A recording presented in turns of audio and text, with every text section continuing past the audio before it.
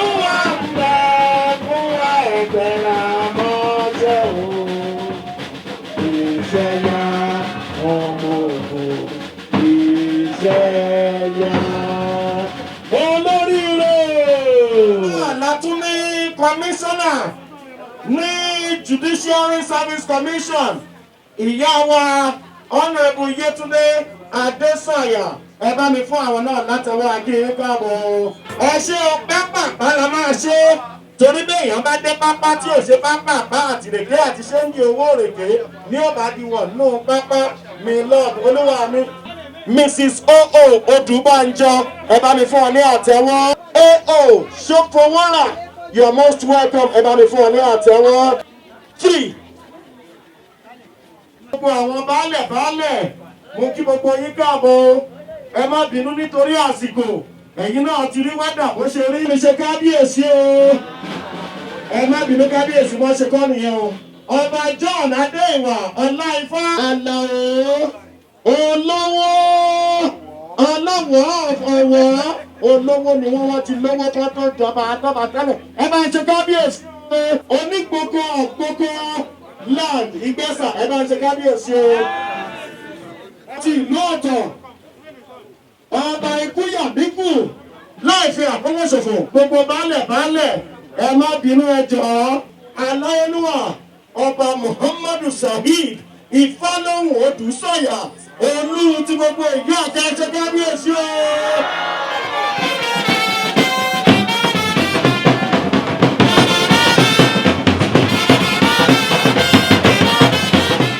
Bàbá wa Chief Imam Muhammadu Saheed ẹ̀kọ́ náà ń tóbi jọmọ́.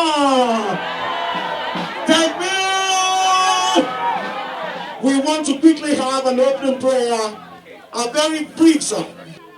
Ọpẹ́ ni fún Ọlọ́run ọba ọpẹ́ tó tọ́ sí nínú títóbi àti ìdọ́là rẹ̀. Hamudan yeliku bi jamalihi.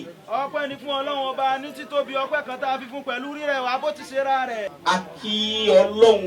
Allahu Akbar. Ọba tó tóbi ju gbogbo ayé lọ. Akọ́lọ́run náà láàyè rẹ̀. Allahu Akbar. A kí bàbá kábíyèsí oní Ìdọ́kẹ́ of Ìdọ́kẹ́ land. A kí Allahumma ya wali al-wabahi wa ya dafi al-balai wa ya kashif al-balai ishrifu adal wabai bija sayyidil warai rabbina chiri wa alimi ma ya'malun Salamu qawlan min rabbir. Okay, láì fi àkókò ṣòfò a máa pe kábíyèsí Alayeluwa láti kí màmá káàbọ̀. The Honorable Chief Judge of Ogun State, Mama wa MA,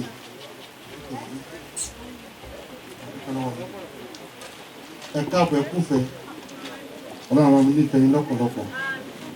His Excellency, Governor of Ogun State, the Deputy Governor, the Honorable Judge of Ogun State, member of the State Executive Council, they are present. The Honorable State Commissioner for Local Government and Chieftains Affairs, Secretary to the State Government, the Chairman of the Local Government, His Royal Majesty Alayeluwa Olugbenle, MFR, the Olu of Ilaro, Paramotola Yewa Awori land of the state. His Royal Majesty Lake Alayeluwa Ọba Dr. Olusola Bamiso, JP FIAM Olojekun of Igbesa land. Oh, and God bless you. Ẹ bá mi ṣe kábíyèsí o. Láàrin ìṣẹ́jú kan kọ́tọ́rà ọ̀yá yẹ́yẹ́ ẹ̀yìn dà wọ́n ní.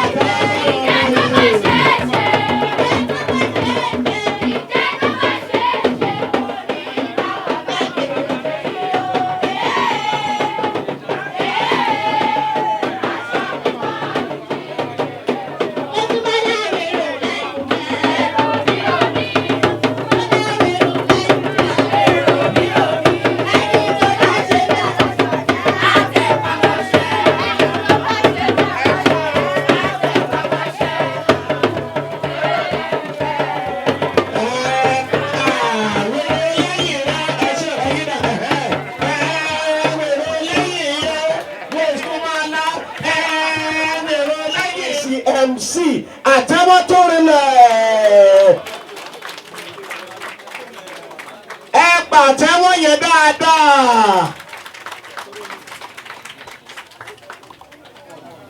So I recognize all the KBSCs here present, from our hosts to all the guests. Oloto, you are from far, so I recognize you especially. And we also have a KBSC from Oyo, Osun, KBSC. All the KBSCs here present, all the ballets, all the chiefs, I recognize you. The commissioners of the Judicial Service Commission, Honorable Aino, and Chief Mrs. Yetunde Adesanya, I recognize you and appreciate your presence here, despite the short notice. I thank you very much. The Chief Imam, Assalamu alaikum. Ladies and gentlemen, I recognize you all. A few months ago, His Royal Majesty, Saheed Ifalowun Odusanya, the Olu of Idi-Oke Kingdom, Igbesa land, approached the judiciary seeking approval to provide a suitable court for use as a magistrate court in his community. This is all in the spirit of corporate social responsibility and a way of giving back to the society. He returned a few days ago to inform us that the court has been completed and craved my indulgence to have it commissioned on the exact day marking his 4th year coronation anniversary, which is tomorrow. But this was not possible due to the various activities at the Ogun State Judiciary, hence our presence here today. It thus gives me great joy to be here today to address this gathering on this very important occasion of the commissioning of the new magistrate court in Idi-Oke. On assumption of office, I set out a 7-point agenda that borders on the congestion of the correctional facility to the good people and residents of Ogun State. While lauding the steps taken by His Royal Majesty, Oba Odusanya, and the good people of Idi-Oke, I again wish to reiterate the fact that this administration appreciates donor communities who bought into the administration's idea of taking justice closer to the people to avert resort to self-help. I therefore humbly request the cooperation of all stakeholders in the administration of justice to ensure that all hands are on deck to sustain this court, particularly the police, who need to give the court an orderly, a prosecutor, and security for the magistrates' quarters. It is also pertinent for me to again reiterate some of our recent innovations to keep the wheel of justice moving. The small claims court has come to play a leveling game as it accommodates claims running up to 500,000 naira, which must be heard and judgment entered within 60 days. It is particularly a measure to save time, cost incurred due to prolonged litigation, and is most useful for prompt settlement of monetary claims. Also worthy of note is the bondsman regulations and practice directions, which was signed last week Tuesday, 16th June 2020, by my humble self and was introduced to the bar, bench, and the general public. It has come to curb and possibly eradicate the unethical practice of charge and bill, touting, and professional shorting, as registered bondsmen or bonds agents will replace them. It will also speed up the perfection of bill, eradicate the need to verify addresses, and this will in turn greatly decongest the correctional service centers. In furtherance of this administration's agenda, the Bondsmen Licensing Board was also inaugurated. The board is chaired by a judge of the High Court of Ogun State, while part of their duty is to reduce or possibly eradicate the menace of these fake shorties, who hitherto thrived unhindered in Ogun State. The board will also sensitize accompanying practice direction. I humbly crave the indulgence of all stakeholders to key into these developments by exploring these innovations. I have also, in compliance with the provisions of Section 485 of the Administration of Criminal Justice and Other Related Matters Law 2017, inaugurated the ACJL Monitoring Committee on Thursday, 18th June 2020. The committee's main aim is ensuring the effective and efficient application of the Administration of Criminal Justice Law 2017. Due to the enormous workload of the existing magistrate courts, sometimes there are incidents of delay in the adjudication of cases, as parties had to wait for a long time before the conclusion of their cases. It is trite that justice delayed is justice denied. This in turn had ripple effect on the congestion of the correctional facilities in Ogun State. In line with this administration's agenda to decongest the correctional facilities in the state, I knew this could not be achieved until new courts were built or gotten and new magistrates are appointed. We thank God that we have been able to appoint more magistrates to help reduce the workload on the existing ones. We are, however, on the verge of appointing more chief magistrates due to the shortage in that cadre. Having more courts evenly and geographically spread out litigants having to travel long miles to get to the nearest court. Hence, this administration considers and greatly appreciates this kind gesture of His Royal Majesty Oba Odusanya, who has provided a suitable court complex. This is a laudable gesture, and we hope that they will also partner with the Ogun State Judiciary to have it fully furnished. On behalf of the Ogun State Judiciary, I say a big thank you for this kind gesture. I am highly elated that the KBSC proposed to build this court, and God gave him the means and the grace to do it. Coming here today is an eye-opener. Here we have courts, so that I will see what the magistrates and the staff and the judges go through to get to their courts, and I also experience what litigants go through. I am very grateful to God that this court is a reality and it is being commissioned today. I appreciate the fanfare and the enthusiasm of the KBSC, the chiefs, and this community. The way we were welcomed shows that this is a project that should have been executed a long time ago. People don't really want courts, but we have to be realistic. In any society, you will expect crime, you will expect disputes. And it is not only health and education that should be taken to the grassroots or to the doorsteps of the indigenes.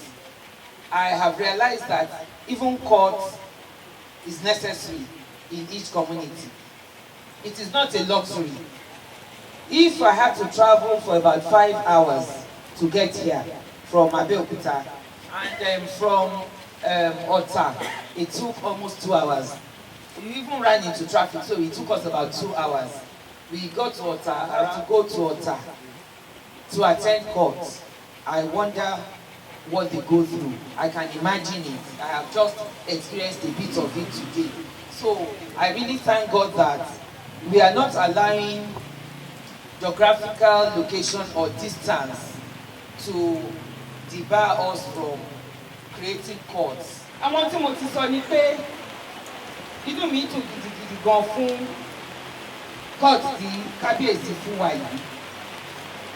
Mo ti máa ń rò pé tí Ọlọ́run bá ṣe ti bá di adájọ́ àgbà nípínlẹ̀ Ògùn, inú mi á dùn tí a bá lè ní court káàkiri kí àwọn èèyàn lè rin ìrìn wákàtí kí wọ́n tó dé ilé ẹjọ́. Kò kí ń ṣe ilé ìwòsàn àti ilé ìwé nìkan ló yẹ kí ìjọba máa gbé lọ ká àwọn èèyàn mọ́lé. Ilé ẹjọ́ náà ṣe pàtàkì torí kò sí agbègbè kankan tá a máa wà tí kò ní sí ìjà. Bí kábíyèsí ṣe ṣe Ọlọ́run ló rán wọn, wọ́n kọ́kọ́ kọ́ police station. Wọ́n wá rò pé lẹ́yìn yẹn kí ó kàn ilé ẹjọ́. Inú mi dùn gan ni. Ojúmọ́rò owó máa yọ̀ bọ́ba.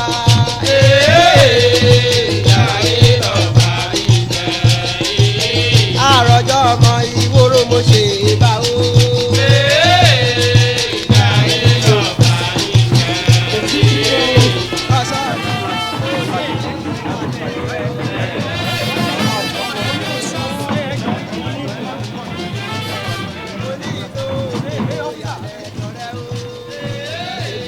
of the Father, and of the Son, and of the Holy Spirit. I commission this court hall for the use of people of Igbesa land.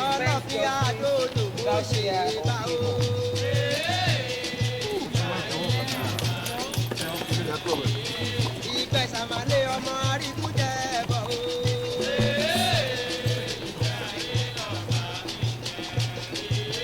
Ọ̀tàgọ́mọdé Glory of God, I commission this court hall. Gbogbo ìtàn fẹ́ràn láwo ẹ̀kọ́ mi